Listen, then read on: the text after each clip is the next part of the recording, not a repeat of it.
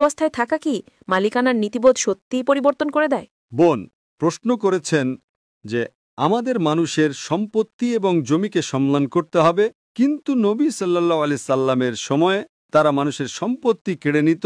এখানে কেড়ে নেওয়া শব্দটি ভুল। এটাকে সাধারণত যুদ্ধ অর্জিত সম্পদ বা গনিমত বলা হয়। প্রাচীনকালে যুদ্ধলব্ধ সম্পদের নিয়ম ভিন্ন ছিল, এখনকার নিয়ম ভিন্ন।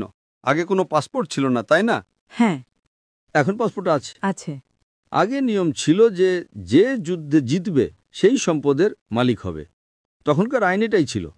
সুতরাং সেই সময়ে যদি যুদ্ধ হতো, যে জিতত সে সম্পদ নিয়ে নিত এবং মালিক হয়ে যেত। এখন আইন বদলে গেছে, তাই তখনকার আইন ছিল যদি কোনো যুদ্ধ বা লড়াই হতো, যে জিতত সেই মালিক হয়ে যেত। কিন্তু এমনকি নবীর সময়েও তারা খেয়াল রাখতেন যেন সেখানে কিছু নিয়মকানুন ছিল, যা আমি গতকাল আলোচনা করেছি। গতকালের আলোচনায় আমি বলেছিলাম যে কিতাল বা যুদ্ধের ক্ষেত্রেও কিছু নিয়মকানুন আছে। আল্লাহ সূরা বাকারার 2 নম্বর অধ্যায়ের 190 নম্বর আয়াতে বলেন, যারা তোমাদের সাথে যুদ্ধ করে তোমরাও তাদের সাথে যুদ্ধ করো, কিন্তু সীমা লঙ্ঘন করো না।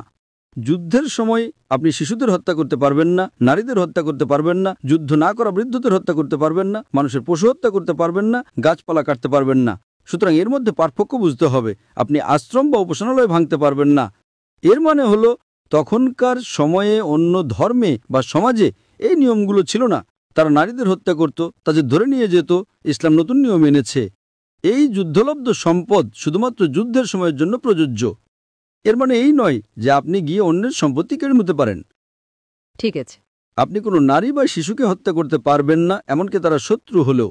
বৃদ্ধদের স্পর্শ করতে পারবেন না যতক্ষণ না তারা যুদ্ধক্ষেত্রে আপনার সাথে লড়াই করতে আসে। আপনি আপনার শত্রুর আর্থিক ক্ষতি করার জন্য কিছু করতে পারবেন না, যেমন গাছপালা কেটে ফেলা। কিন্তু যুদ্ধে যা জয় করেন তা আপনার সম্পত্তি পরিণত হয়, কারণ তখনকার আইন এটাই ছিল। আর তারপরে তা যুদ্ধক্ষেত্রে অংশগ্রহণকারী লোকদের মধ্যে ভাগ করে দেওয়া হতো। সুতরাং তখনকার আইন এটাই ছিল। লুটপাট সাধারণ একটা বিষয় ছিল যা ইসলাম কমিয়ে এনেছে। এখনকার আইন ভিন্ন। তখনকার আইন ভিন্ন ছিল, এখনকার আইন ভিন্ন। আজ আমাদের কাছে জাতিসংঘের আইন আছে, যা একটা ভিন্ন বিষয়। কিন্তু তারা জাতিসংঘের আইন মানে না। দেখুন গাজায় কি হচ্ছে। 50,000-এরও বেশি মানুষ নিহত, 15,000-এর বেশি শিশু নিহত। নিহতদের 2/3 নারী। তারা বেসামরিক এবং হাসপাতালকে লক্ষ্যবস্তু বানাচ্ছে। সবই আন্তর্জাতিক আইনের পরিপন্থী। এবং কোনো দেশে কিছু করছে না, শুধু কথাই বলছে। কেউ কোনো পদক্ষেপ নিচ্ছে না, শুধু কথা আর কথা। সমস্যা হলো আজ মুসলিম উম্মাহ দুর্বল। আমরা যদি একতাবদ্ধ থাকতাম তাহলে এমনটা হতো না। ইনশাআল্লাহ আমি এই বিষয়ে একটি ভাষণ দেব, ফিলিস্তিনিদের জন্য মুসলিম উম্মার 15 দফা কর্মপরিকল্পনা। ইনশাআল্লাহ আগামী 20 জুলাই রবিবার জাকার্তায়। আশা করি উত্তর পেয়েছেন।